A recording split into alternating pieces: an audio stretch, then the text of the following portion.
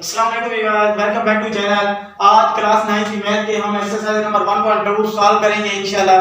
अब देखो exercise number 1.2 solve करने के लिए आपको इन चीजों के कांसेप्ट क्लियर होने चाहिए, इन मैट्रिक्स के कांसेप्ट क्लियर होने चाहिए। ये मेन काइंड है, मेन टाइप्स है मैट्रिक्स की या कॉलम की। अब देखो कॉलम की आपको तारीफ क्लियर होगी कि कॉलम क्या होता है। हकीकी अदाद को, ठीक है, हकीकी अदाद को कतारों और कॉलमों की मदद से मुस्ततील की शक्ल में या मुस्ततील शक्ल में ब्रैकेटों की मदद से लिखना क्या कहलाता है, आपका कॉलम कहलाता है। क्लियर। अब कॉलमों के आपने ये एग्जाम अच्छी तरह क्लियर कर लेनी है। जब ये आप एग्जाम या टाइप क्लियर कर लोगे तो ऐसा समझो आपकी एक्सरसाइज नंबर 1.2 जो है वो सॉल्व हो गई है। अब देखो कतारी कॉलम ऐसा कॉलम होता है जो सिर्फ एक कतार पर मुश्तमिल हो, जो सिर्फ एक कतार पर मुश्तमिल हो तो कॉलम। अब देखो ना, जो क्या हो, सिर्फ एक कतार पर मुश्तमिल हो 2 4 6। अब कॉलम कॉलम तो नहीं है कि कॉलम कितने भी हो सकते हैं, कॉलम आपके सॉरी आपके 10 भी हो सकते हैं, 4 भी हो सकते हैं, लेकिन जो कतार हो इसमें शर्त क्या है कि कतार सिर्फ एक हो। और कतार का आपको पता है जो उसकी लाइन होती है उसको हम कतार कहते हैं, किसी भी कॉलम में उसकी लाइन को हम कतार कहते हैं। और इसी तरह कॉलमी कॉलम क्या होते हैं जो सिर्फ एक कॉलम पर मुश्तमिल हो। लेट्स सपोज आपका क्वेश्चन है 2 4 6। अब जो इसमें कतार है तो बहुत ज्यादा बननी है, 3 कतारें बननी है, 1 2 3। जो उसकी लाइन होती है उनको क्या कहते हैं, कतार है। जो ऊदी लाइन या रासी लाइन होती है उसको हम सॉरी कॉलम कहते हैं, जो होता है कॉलमी कॉलम। अब मृद्धि कॉलम क्या होता है, मोस्ट इंपॉर्टेंट आपका ये आपका डिफरेंस आ जाता है। कतारी कॉलम और कॉलमी कॉलम में क्या फर्क है, मृद्धि कॉलम और मुस्ततील में क्या फर्क है, स्केलर कॉलम और वहदानी कॉलम में क्या फर्क है। ये आज इनका डिफरेंस ही ऐसे समझो क्लियर हो गया।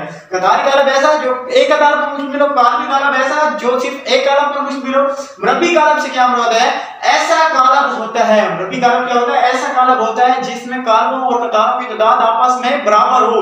कोई भी दो कॉलम है, लेट्स सपोज हमारे पास 2 4 6 7 है एंड डी हमारे पास है 5 6 2 3।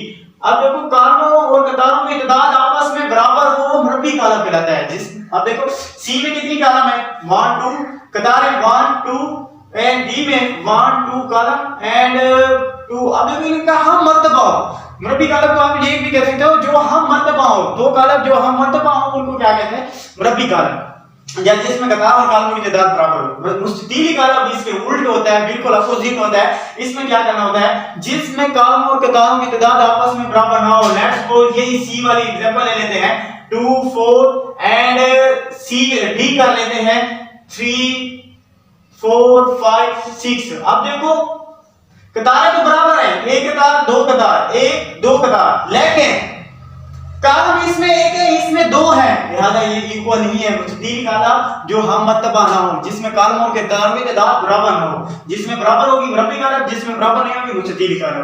Clear difference. अब देखो वक्री कॉलम ऐसा कॉलम होता है, वक्री कॉलम या डायगोनल कॉलम ऐसा कॉलम होता है जिसमें आपने देखना होता है वक्र के अरकान। ये ऐसे समझिए ये वक्र के अरकान होते हैं, इनमें से कम एक रुकन ऐसा हो जो गैर, अब देखो गैर सिफर हो, इंसान गैर बाकी सारे सिफर के बराबर हो, लेकिन सिर्फ वक्र का एक रुकन ऐसा हो जो गैर सिफर हो। गैर सिफर से में कोई भी हिस्सा आ जाए, 6 आ जाए, 7 8 9 वगैरह आ जाए, लेकिन वो गैर सिफर हो, बाकी सारे सिफर के बराबर आ जाए। अब d बराबर है सॉरी e बराबर कर लेते हैं, लेट्स सपोज 1 0 0 0। हाँ अब देखो ये वक्री कॉलम है क्योंकि इसका एक रुकन गैर सिफर हिस्सा है और बाकी क्या है, सिफर के बराबर है। और ये भी आप लिख सकते हो सिफर, यहां पे ये भी सिफर, ठीक है। दो कतारें आ रही हैं और 3 कॉलम आ रहे हैं, ऐसे आप खुद से भी मिसाल दे सकते हो। आप स्केलर कॉलम और जो वहदानी कॉलम होते हैं ये वक्री कॉलम की किस्में होती हैं। वक्री कॉलम की ये दोनों क्या होती है, टाइप्स होती है, किस्में होती है। इसमें क्या होता है, ये ऐसा वक्री कॉलम होता है जिसके वक्र के तमाम अरकान एक जैसे हों, जिसमें वक्र के अरकान क्या हो, तमाम के तमाम अरकान क्या हो, एक जैसे हो, वो क्या कहलाता है, स्केलर कॉलम। लेट्स सपोज हमारे पास एफ कॉलम है, ठीक है, और ये वक्र का कॉलम है, ऐसे समझो यहां पे के लिख दो, आपकी मर्जी है कि के आ रहा हो या एक एक आ रहा हो, दो दो आ रहा हो, तीन तीन, यानी वक्र के अरकान सारे के सारे एक जैसे हों और बाकी क्या हो, जीरो के इक्वल हो, बाकी क्या हो, जीरो के इक्वल हो, तो वो हमारे पास क्या होता है, इसको इधर करके लिखेंगे।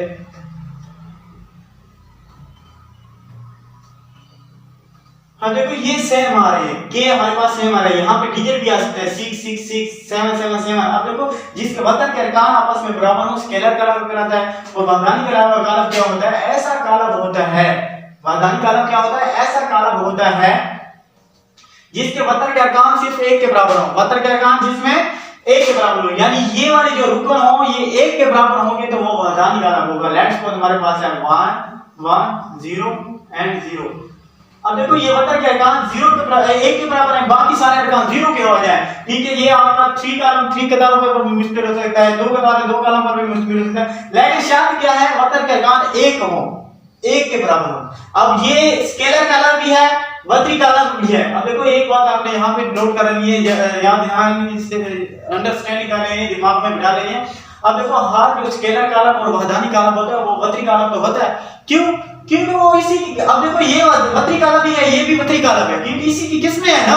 अब हर स्केलर कालम और वहदानी कालम वतरी कालम तो होता है, लेकिन हर वतरी कालम स्केलर कालम और वहदानी कालम नहीं होता, क्यों, क्योंकि मिसाल के तौर पर वतरी कालम की तो तरीफ ही ऐसी है ना जिसमें वतन का रुकन कम से कम एक रुकन ऐसा हो जो क्या हो, गैर सिफर हो, बाकी सिफर के बराबर हो, कम से कम एक रुकन भी आ सकता है। लेकिन स्केलर में तमाम के तमाम कांस्टेंट होंगे, इक्वल होंगे, सेम होंगे, यहाँ पे क्या होगा, वादानी कालम में एक के बराबर होंगे, और सिफरी कालम ऐसे होते हैं जिसमें सारे के सारे अरकान सिफर के बराबर होते हैं।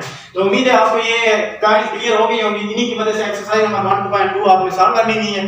तो मिलते हैं नेक्स्ट वीडियो में, तब तक के लिए अल्लाह हाफिज़।